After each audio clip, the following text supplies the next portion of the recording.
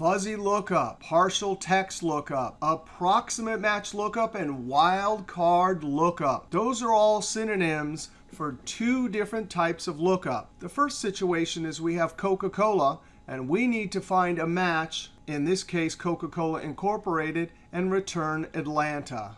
The lookup value is the sub text string, and the item we're trying to match is the full text string. Down here, the lookup value is the full text string, but we need to match it with a subtext string and return the gender.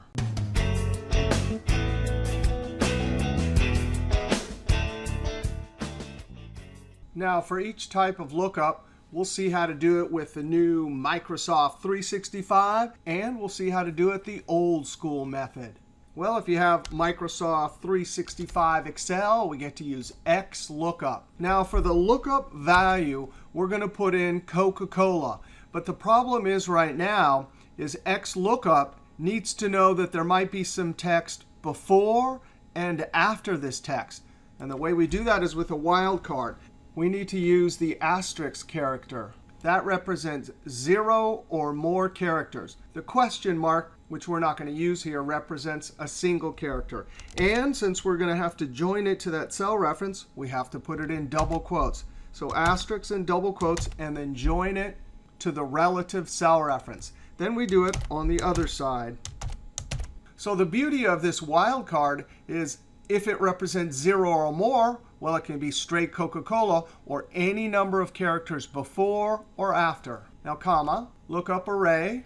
We want to try and find a match in that column, comma, return array. We're trying to get the city, comma. And if not found, that's directly inside of XLOOKUP. In the old days with VLOOKUP, we'd have to use IFNA function, or even the older days, just a straight if. So I'm going to put in double quotes, not found. And then comma, the fourth argument, match mode, exact. And actually, these two are what we use for approximate match lookup. That's when we have tax rates or commission rates. This is a loose synonym that sometimes people use for partial text lookup or fuzzy lookup. But for us, we want two. That'll allow this XLOOKUP function to understand that we want to use a wildcard. Now, the last argument we don't need, so I'm going to not put that argument in, close parentheses. Now, if I Control-Enter, that just puts the formula in the cell and keeps the cell selected. That works perfectly. But if we have Microsoft 365 Excel, F2 to put it back in edit mode, instead of locking both of these and using a relative cell reference, we'll just give it all four values. That instructs XLOOKUP to spill all four answers. So we avoid having to lock, and we avoid having to manually copy. So now when I Control-Enter, it spills down the column. Now anytime you use a spilled array, the formula only lives in the top cell. You notice all the cells below are grayed out. All right, old school. Well, we can use VLOOKUP, and we use our wildcard, and we join it on both sides, comma. Table array, well, we have to have the whole table, and we have to lock it. So I hit the F4 key, comma. Column index number. Well, the thing I want to go and get and bring back to the cell is in the second column. So I type a 2, comma. We're doing exact match, so we either put false or 0. Close parentheses, Control-Enter, double-click, and send it down. Since VLOOKUP doesn't have an argument for what to put in the cell if there's an error, F2, and 2007 or later, you can use IFERROR. 2013 or later, you can use IFNA. So it's going to check whatever that is. If it's an NA, then at the end, we just put whatever we want. I'm going to put not found in double quotes. Control-Enter, double-click, and send it down. So that's how to go from a subtext string to the full text string. If we want to do the reverse, meaning the text we have is bigger than the text over here, we can't use a wildcard, but we can use the search function. Now, the search function normally takes a single text item like John in find text, and then within text, we point it to this item. But guess what? Find text, we're going to give it a function argument array operation. We're going to give it all three values. That way, if it finds one, it'll tell us the position, meaning John was found within here. So that would be position 1, 2, 3, 4, 5. And then the other two will get errors. But that pattern of position or errors will help us pick the item from the second column. And then we comma, and within text, we'll have the full text string. Now, if I close parentheses and hit the F9 key, there's our pattern of errors and positions. So what are we interested in? The number. And notice the number's in the first position, which is exactly the gender we need to bring back. Control Z is number. At the end, close parentheses. F9, now we have a pattern of trues and falses. And there's a few things we can do here in Microsoft 365. I'm going to use filter. And I want to filter this range right here, comma.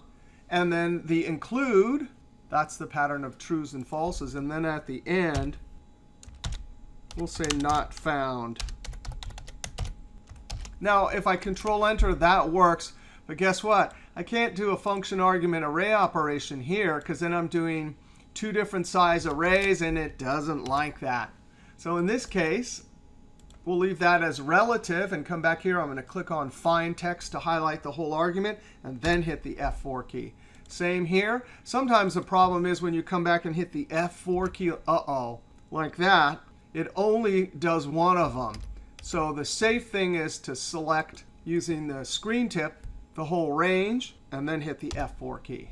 Now I can Control Enter, double click, and send it down. Last cell, F2. Now escape.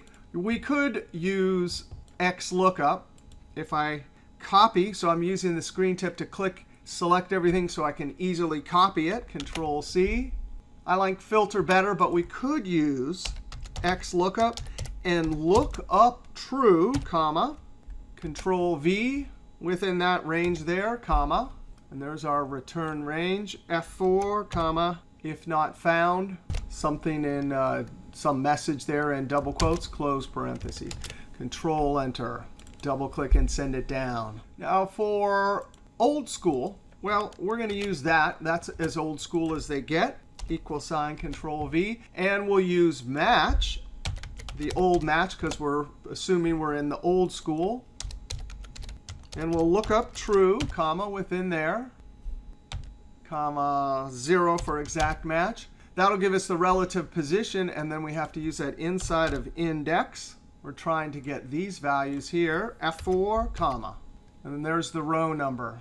Close parentheses, Control Enter, double click, and send it down. Now this is a case where we could use IFERROR or IFNA, but it is not efficient because IFERROR and IFNA always have to run the whole formula. In these circumstances, if you can find an alternative logical test, which is shorter than running this whole formula, then it's more efficient to use the if function with that logical test. Now, we want to highlight and select just the search part, because we can use that Control C inside of if in the first argument logical test.